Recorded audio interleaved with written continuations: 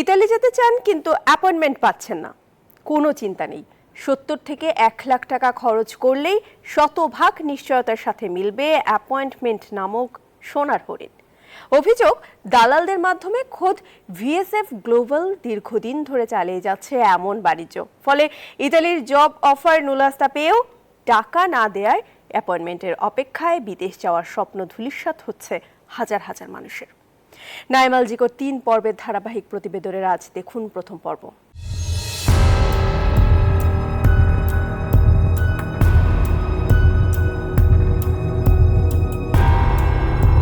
১৬ লাখ টাকা দিতে হয়েছে, দেন তারা আমাকে ওই ওয়ার্কিং পারমিট নুলস্তাটা দিছে।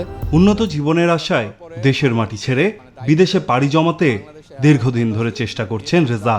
এর মধ্যে জায়গা জমি বিক্রি করা ১৬ লাখ টাকা খরচ করে কিনেছেন ৬ মাস মেয়াদের ইতালিয়ান জব অফার নুলস্তা, যার মধ্যে ৪ মাস গেলেও এখনো মিলেনি অ্যাপয়েন্টমেন্ট নামক সোনার হরিণের দেখা। ঘোরাঘুরি করার পরে দালাল পাইছি, তারা অ্যাপয়েন্টমেন্ট নিয়ে দিতে হবে। তার বিনিময়ে হলো আপনার কোনো কেউ ৫০,০০০, কেউ ৭০,০০০, কেউ ১ লাখ টাকা দাবি করে। সো বলছে যে তারা নিয়ে দিতে পারবে, তারা কি মাধ্যমে নেয়, কি ভিএফএস সাথে হয়তো যুক্ত আছে, সে মাধ্যমে তারা দিতে পারবে। একই অবস্থা তার মতো হাজার হাজার ইতালি গমনেচ্ছুক মানুষের। সবারই অভিযোগ, দালাল না ধরলে মেলে না অ্যাপয়েন্টমেন্ট। যারা আগে আসবে তারা আগে পাবে, আর যাদের নুলস্তার মেয়াদ চলে যাচ্ছে, ৫ মাস চলে গেছে, ওরা আগে পাবে। এখন বিষয়টা হচ্ছে, দেখা যাচ্ছে যে কেউ পরে করে আগে পেয়েছে, আর আগে করেও অনেকে পায় নাই। নুলস্তা নিয়ে আমরা একটা হয়রানির ভিতরে আছি, টাকা পয়সা দিছি। শুধু মানুষের অভিযোগের উপর ভিত্তি করে ভিএফএস গ্লোবালের মতো নামকরা একটি প্রতিষ্ঠানের বিরুদ্ধে কোনো সিদ্ধান্ত নিতে চায় না নিউজ 24 টিম। তাই বিষয়টি যাচাই করতে মাঠে অনুসন্ধানে এবার নিউজ 24।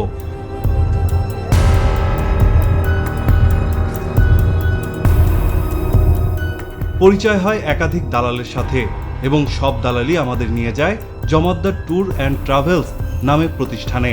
আমাদের বিশ্বাস করাতে ১০০রও বেশি অ্যাপয়েন্টমেন্টের কাগজ দেখায় তারা। প্রত্যেকটি কাগজের মূল্য জানায় ১ লাখ টাকা। ১,২০,০০০ রুপি ২ নম্বরের ১ নম্বর মিলে। আচ্ছা, এখন ওই ১ নম্বরটির কারণে ২ নম্বরটির কারণে 1 নম্বরটি সমস্যা দিতে আসলে কি সব কিছু চেক করতে হয়। নুলস্তা ফটো নাম্বার দিয়ে এমবাসি চেক করে আমি দেখতে। তাদের কাজের নমুনা হিসেবে নিউজ 24কে একটি ভিডিও সরবরাহ করে তারা, যাতে প্রতি মাসের ২৫ তারিখে অ্যাপয়েন্টমেন্ট নেওয়ার জন্য ভিএসএফ এর সার্ভার খোলা হয়। আর অ্যাপয়েন্টমেন্ট নিতে একজন সাধারণ মানুষের প্রয়োজন হয় ওয়ান টাইম পাসওয়ার্ড, ওটিপির। তবে দালালদের এসবের কিছুই লাগে না। এরই মধ্যে প্রতিষ্ঠানটির অ্যাপয়েন্টমেন্ট দেয়া সার্ভারের ডকুমেন্ট আসে নিউজ 24-এর হাতে, যাতে দেখা যায় ২১ তারিখ রাত ১২টা থেকে ২টার মধ্যে একই সার্ভার থেকে ২৩ জনের অ্যাপয়েন্টমেন্ট নেওয়া হয়।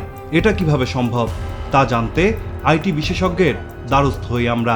ইনসাইডার কেউ এটাকে ম্যানুয়ালি সেটি করছে, এবং এটি করার ফলে যেটা হচ্ছে যে আগামী দিন কার ইন্টারভিউ ডেট, তার যে তালিকা এবং ভিসা অটোমেশনের যে সফটওয়্যারটি আছে, সেই সফটওয়্যারটি আসলে কাস্টমাইজ লিস্ট প্রেরণ করে যখন কাউন্সিলর অফিসের কাছে পাঠানো হয়, তখন কাউন্সিলর অফিস মূলত সেইগুলোকে দেখে সিরিয়ালটি নির্ণয় করে।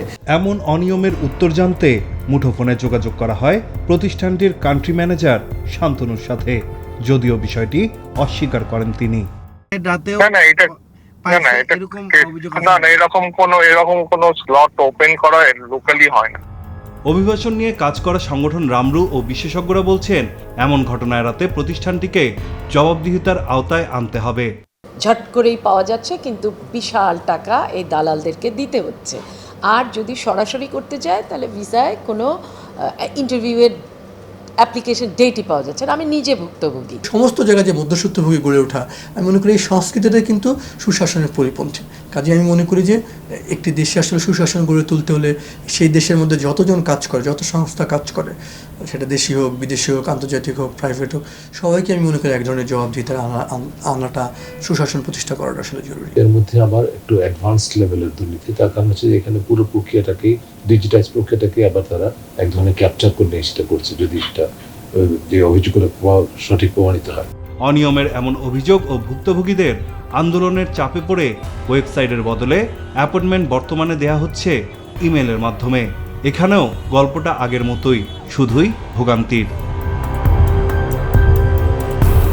নাইম আলচিকো, নিউজ 24, ঢাকা।